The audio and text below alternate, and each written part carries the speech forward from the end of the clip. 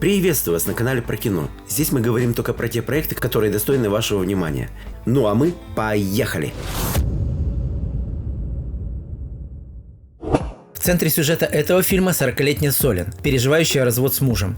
По стечению обстоятельств она отправляется с 16-летней дочерью на грандиозную феерию – музыкальный рок-фестиваль. Там Солен знакомится с 24-летним фронтменом популярной рок-группы. Между ними вспыхивает бурный роман. Лавина чувств поглощает обоих. Звездный статус красавчика вызывает живейший интерес у поклонниц Хейса. Солен приходит в ужас от комментариев под их фото и видео в соцсетях. Ведь народ не терпит чужого счастья на показ. «Мысль о тебе» – романтическая комедия режиссера Майкла Шоуолтера. Сюжет основан на одноименном романе Робина Ли.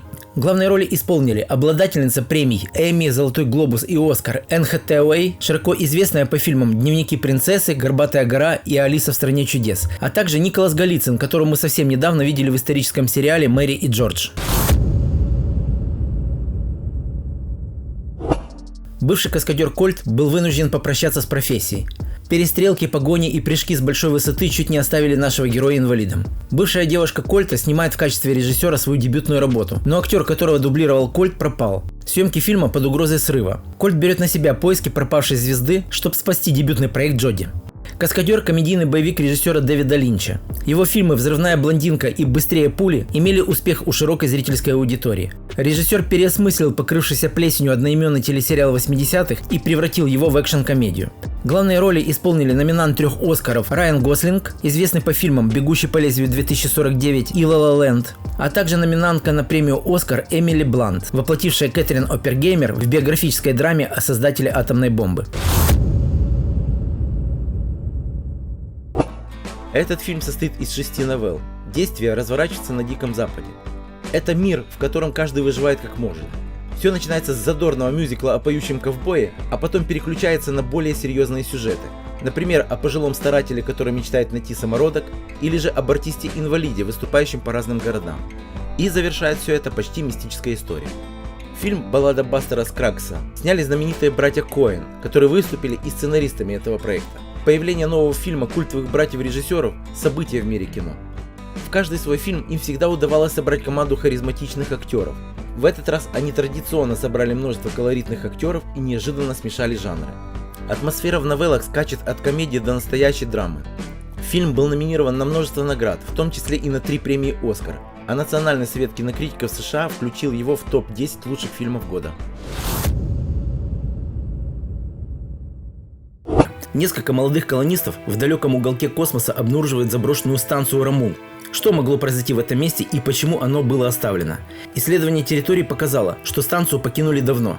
Внезапно группа столкнулась с самой смертельной формой жизни во Вселенной. «Чужой Рамул» – фантастический триллер режиссера Федерико Альвареса. Главную роль исполнила Кейли Спенни, отмеченная в прошлом году на Венецианском кинофестивале Кубком Вольпи, как лучшая актриса года за исполнение главной роли в фильме «Присцилла, Элвис и я». Продюсером проекта выступил Ридли Скотт, снявший самый первый фильм франшизы. События, показанные в фильме, будут происходить между действиями оригинального «Чужого» 1979 года и сиквела «Чужие» 1986 года. Ну и, конечно же, без ксеноморфа, который кошмарил зрителей во всех частях франшизы, тут тоже дело не обойдется. Париж. Наши дни. Профессиональная убийца Зи получает очередное задание от своего босса. В криминальном мире загадочная убийца получила прозвище «Королева мертвых». Она должна убить слепую девушку. Но вместо этого внезапно киллер решает пощадить незрячую певицу. Это решение ломает планы заказчиков, а полицейский инспектор, идущий по следу молодой преступницы, не понимает мотивов Зи. «Киллер» – боевик-триллер легендарного режиссера Джона Ву. Любители этого жанра хорошо знают его фильмы «Без лица» и «Миссия невыполнима 2». Фильм «Киллер» является ремейком его же одноименного фильма 1989 года. В кадре яркое актерское созвездие. Натали Эммануэль, известная по ролям в «Игре престолов» и «Форсаже». Омар Си, успех которому принесла роль Дриса в фильме «1+1». И Сэм Уортингтон, поклонники которого знают его по фильмам «Аватар» и «Терминатор. Да придет Спаситель». В Ватикане умирает Папа Римский Иоанн Павел II. И за Святой Престол борются 2 кардинала – консервативный Ратцингер и реформатор Берголио. Побеждает Ратцингер, а Берголио вынужден отправиться домой в Аргентину. По прошествии нескольких лет Берголио просит у главы католической церкви об отставке. но давний конкурент Ратцингер, а ныне понтифик Бенедикт XVI, не отпускает его. Более того, он вызывает Берголио для беседы в Рим. Там и состоится удивительный разговор двух людей, одинаково болеющих душой за католичество и его паству, но при этом видящих их будущее по-разному. «Два папы» – биографический фильм бразильского режиссера Фердинанду Мейрелиша. В главных ролях дважды оскароносный Ганнибал сэр Энтони Хопкинс и великолепный Джонатан Прайс. Фильм был номинирован на кучу разных премий, в том числе и на 3 премии «Оскар». История основана на реальных событиях, что делает ее вдвойне интереснее. В центре сюжета этой истории два несостоявшихся грабителя Рори и Кобби. Отчаявшийся отец и бывший заключенный объединились ради того, чтобы ограбить нечестного политика. Однако их грандиозный план идет наперекосяк.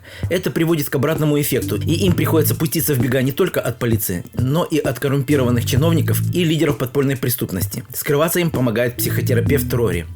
«Зачинщики» – комедийный остросюжетный боевик, снятый Дагом Лайманом. Режиссер известен зрителю своими громкими фильмами «Мистер и миссис Смит», «Идентификация Борна» и ремейк фильма «Дом у дороги». Одного неудачника в фильме исполнил Кейси Аффлек, обладатель Оскара и Золотого глобуса за главную роль в фильме «Манчестер у моря».